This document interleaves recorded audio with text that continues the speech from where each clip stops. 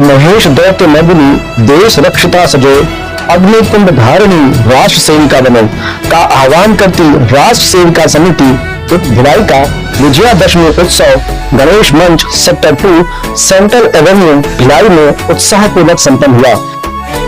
राष्ट्र सेविका समिति की सेविकाओं ने कदम से कदम मिलाकर घोष दल के साथ पथ संचलन किया। मातृशक्ति में बुद्धि और शक्ति के संतुलन को दर्शाता शस्त्र पूजन और प्रात्यक्षिक युवा वर्ग के लिए प्रेरणादायी था। प्रात्यक्षिक में गण समता, योग, गीत, दंड, यष्टि, युद्ध का साहसिक प्रदर्शन किया गया।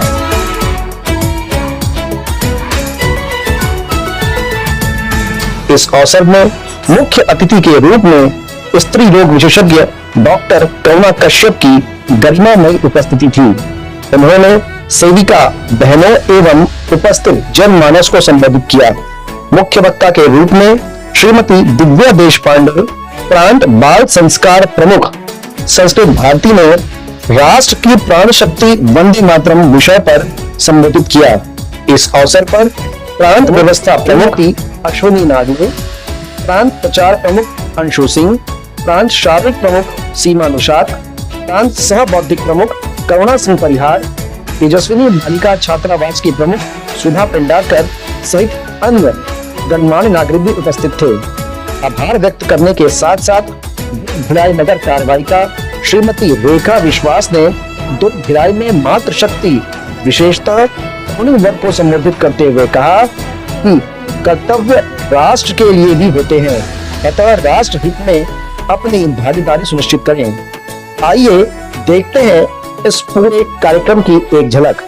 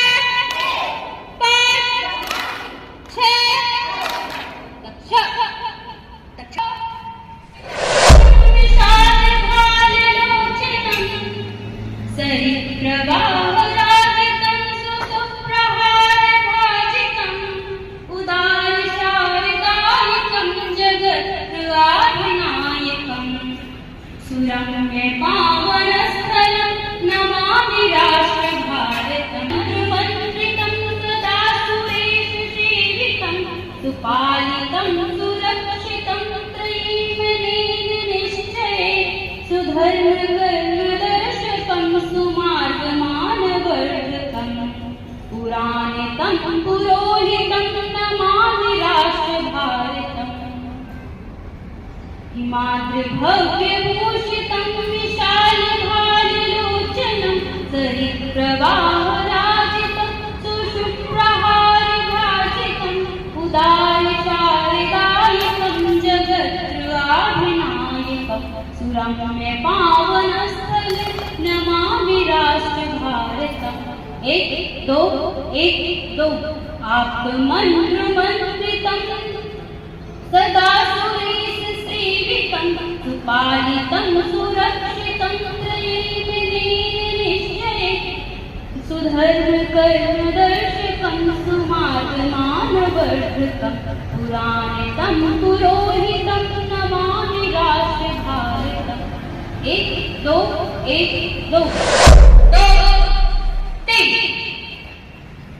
क्रमिका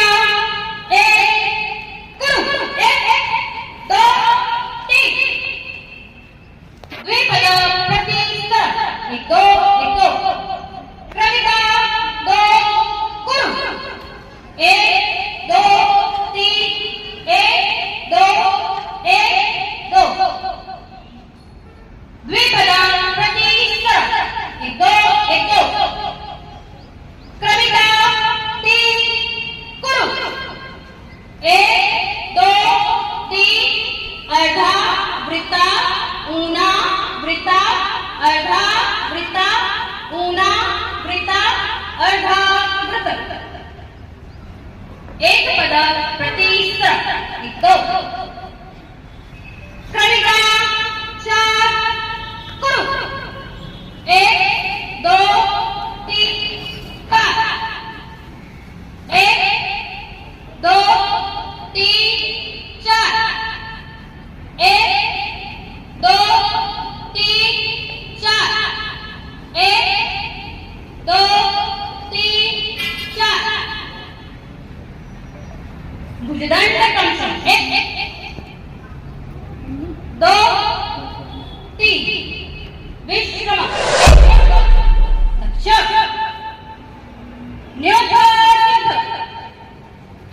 मुष्टि प्रहार सिद्ध क्रमशः एक दो मुष्टि प्रहार नासिका क्रमशः एक दो तीन चार पाँच छः सात आठ नौ 10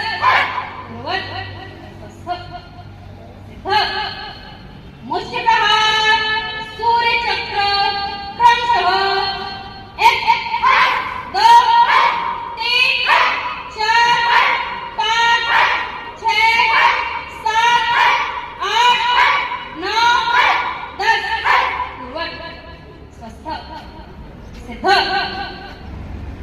मुष्टि प्रहार जठर क्रमशः एक दो तीन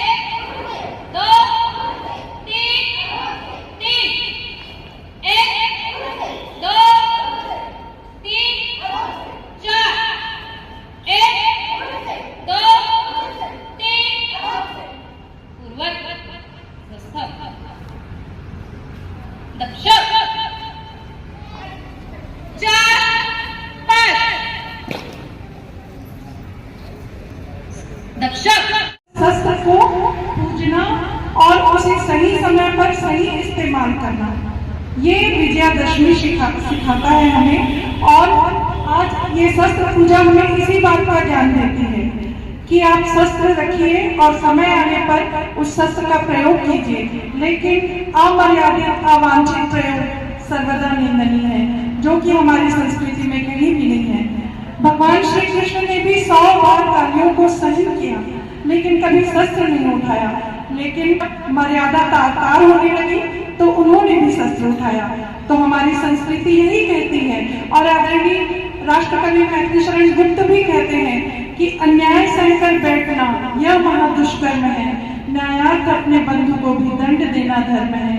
इस तथ्य पर ही कौरवों का पांडवों से रण हुआ, जो भव्य भारतवर्ष के कल्पांत का कारण हुआ।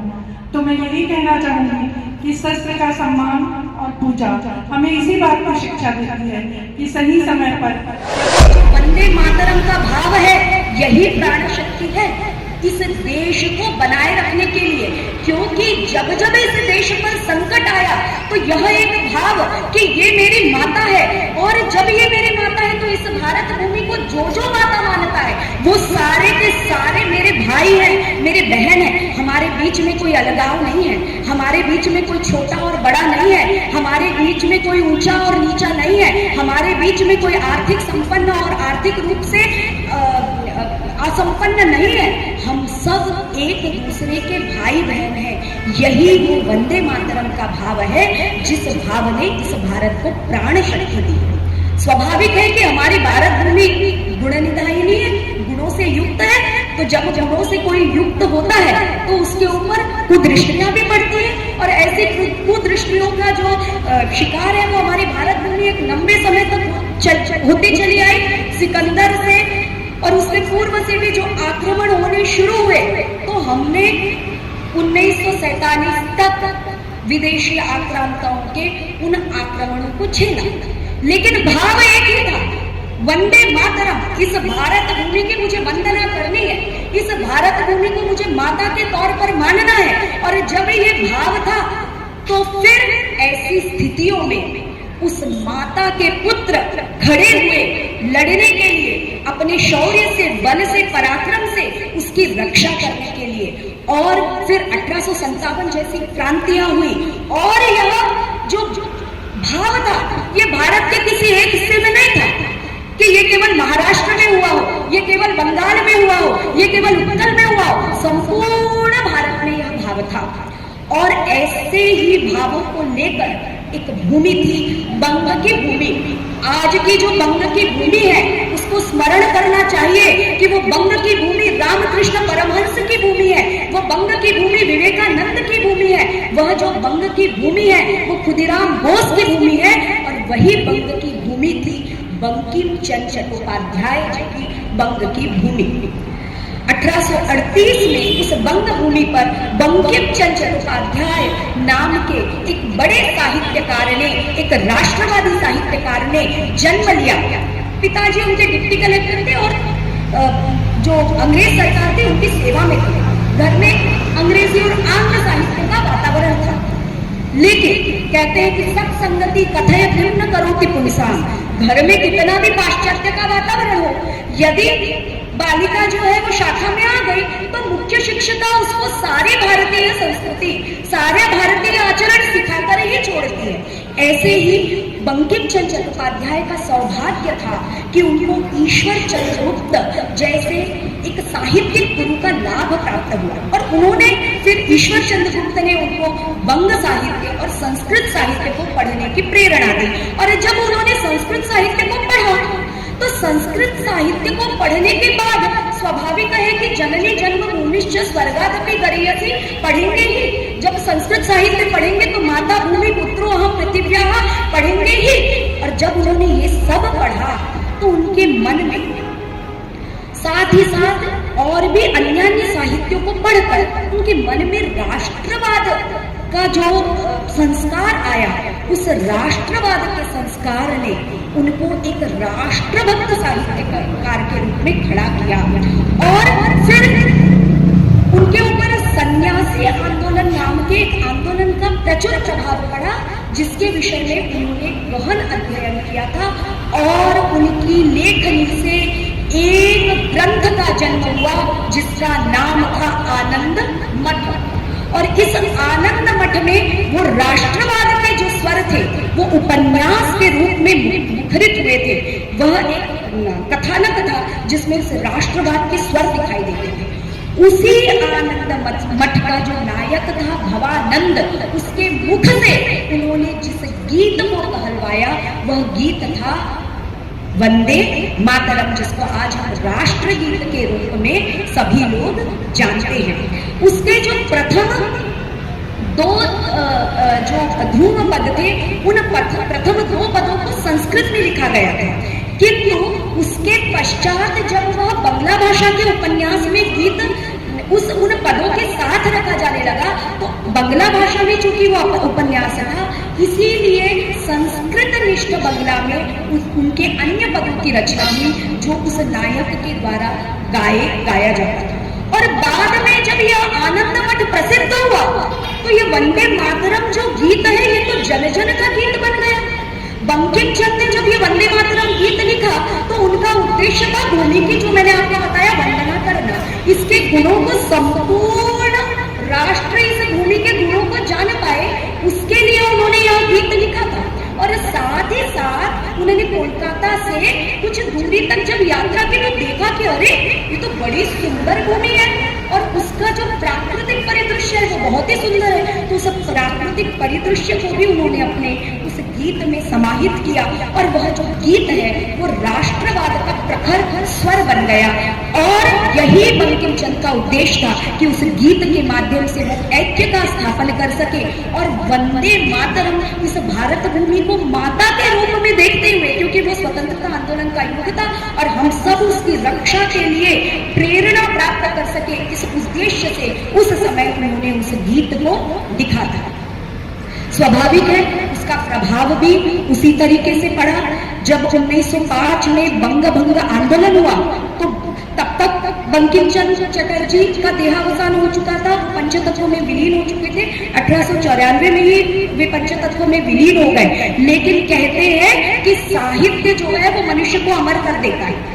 साहित्य से उसके संस्कार जो है वो कोटि कोटि जनों के भीतर चले आते हैं। तो 1905 में जब बंग भंग आंदोलन हुआ तो आनंद मठ का प्रचुर प्रभाव उस समय देखा गया और वंदे मातरम गीत को 30,000 लोगों ने सभा में गाया और उसके बाद में एक वंदे मातरम सोसाइटी की स्थापना हुई और उससे प्रेरणा प्राप्त की गई। इसके अतिरिक्त उस वंदे मातरम का प्रभाव हम संपूर्ण स्वतंत्रता आंदोलन के दौरान देखते हैं।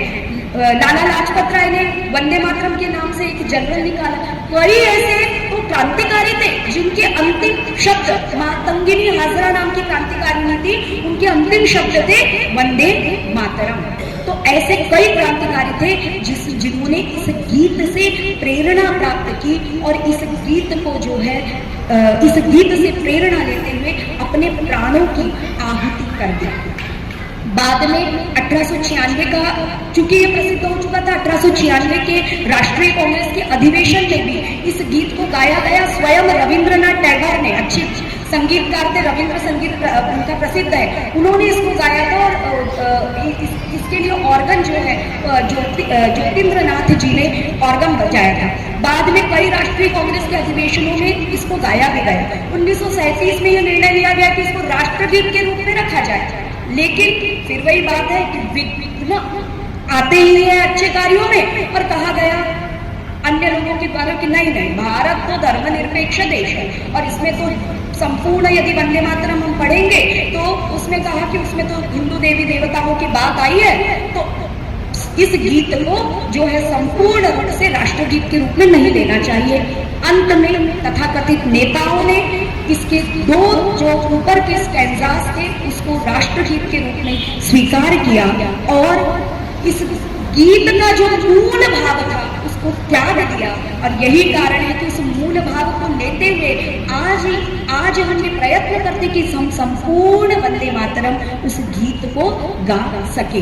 बाद में यह जो वंदे मातरम गीत है ये 1950 में राष्ट्रगीत के रूप में स्वीकार किया गया और 65 सेकंड में इसको गाने का विधान और अन्यान्य विधान जो है वो बताया। आज राष्ट्र सेविका समिति भिलाई दुर्ग नगर का विजयदशमी उत्सव बहुत ही धूमधाम से हम आज सेक्टर 2 इस गणेश मंच पर मना रहे हैं।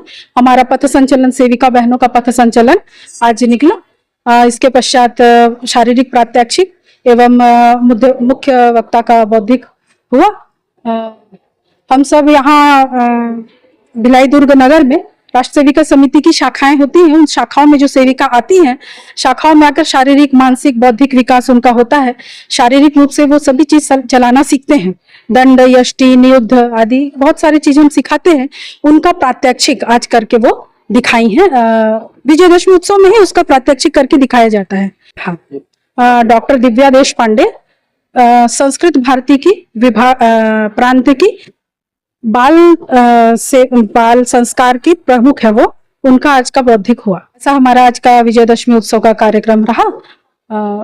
सभी शहर के और अपने संगठन के बहुत सारे भाई बंधु हमारे पथ संचलन में हमारा स्वागत किए। संचलन मार्ग का में रहे पुष्प वर्षा से स्वागत किए।